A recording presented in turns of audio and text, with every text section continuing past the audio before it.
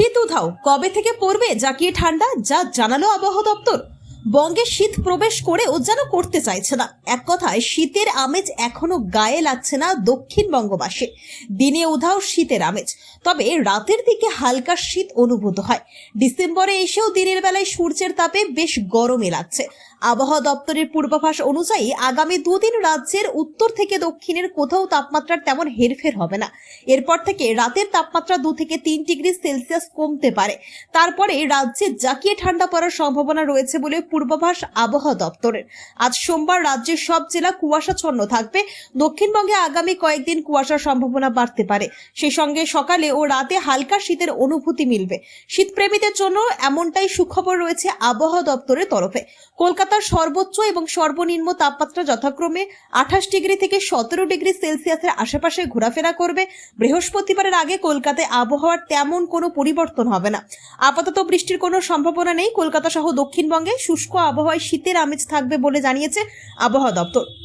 এদিকে দক্ষিণ পশ্চিম বঙ্গোপসাগর তৈরি ঘূর্ণিঝড় দিতুয়া বর্তমানে উপকূলের কাছাকাছি অবস্থান করছে। সমুদ্র উপকূলে শক্তি হারাবে এই ঘূর্ণিঝড়। স্থলভাগে আছড়ে পড়ার কোনো সম্ভাবনা নেই বলে মনে করছেন বিজ্ঞানীরা। তবে বঙ্গে এই ঝড়ের সরাসরি কোনো প্রভাব পড়বে না বলে মনে করা হচ্ছে। আজকে প্রায় সমস্ত জেলাতেই কিছুটা মেঘলা আকাশ থাকবে, আর কাল থেকে আবার পরিষ্কার আকাশ হওয়ার সম্ভাবনা রয়েছে। আর আজকে 1-2 জায়গায় ছিটেফোঁটা বৃষ্টিপাতেরও সম্ভাবনা রয়েছে। আর আমাদের এখন যে বঙ্গোপসাগরে যে ঘূর্ণিঝড় ছিল দিতোয়া, সেটি গতকালকে আপনারা জানেন যে অতি গভীর নিম্নচাপে পরিণত হয়েছে। আর এই অতি গভীর নিম্নচাপটি এখন আমাদের দক্ষিণ পশ্চিম বঙ্গোপসাগর এবং সংলগ্ন মধ্য পশ্চিম বঙ্গোপসাগর এলাকায় রয়েছে। এটা আমাদের চেন্নাই থেকে 50 কিলোমিটার পূর্ব দিকে এর কেন্দ্রবিন্দু অবস্থান করছে। আর এটি আজকে সন্ধ্যা পর্যন্তই অতি গভীর নিম্নচাপ থাকার সম্ভাবনা, তারপরে গভীর নিম্নচাপে, তারপরে পরবর্তী 12 ঘন্টায় গভীর নিম্নচাপে পরিণত হবে এবং ক্রমশ উত্তর দিকে একটু সরবে। এই হচ্ছে এর পরিস্থিতি। আর তার সঙ্গে সঙ্গে আমাদের বাতাসের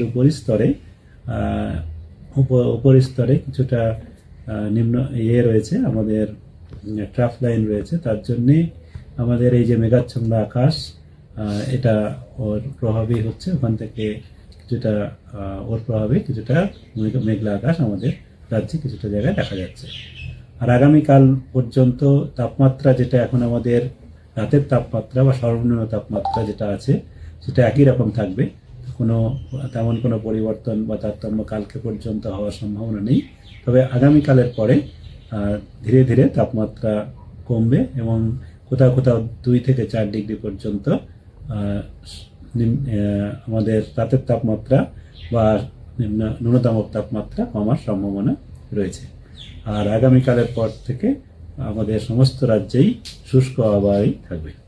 কলকাতা তার পার্শ্ববর্তী অঞ্চলে যেটা রয়েছে, আজকে কিছুটা আংশিক মেঘলা আকাশ থাকবে।